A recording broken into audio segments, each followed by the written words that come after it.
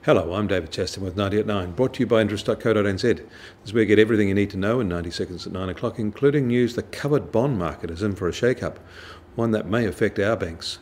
A big German bank is using high-yield loans to SMEs to back the securities rather than the safer real estate or public sector debt, and there are fears that this may devalue the covered bonds as an asset class.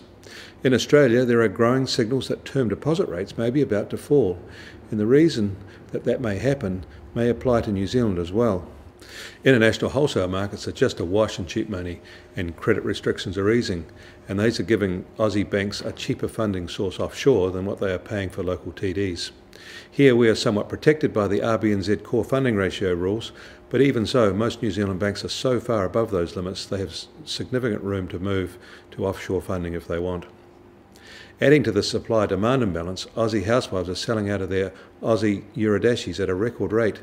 The currency gains that made them seem like a good investment have run their course. In Europe, the Spanish Central Bank reported that bad debts held by the country's banks dropped sharply in December, but only because of the transfer of low-quality credit to a bad bank that started operations in December.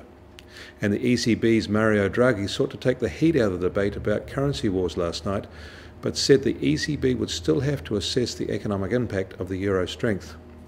The euro hit a 15-month high against the US dollar earlier this month, complicating his policy-making tasks.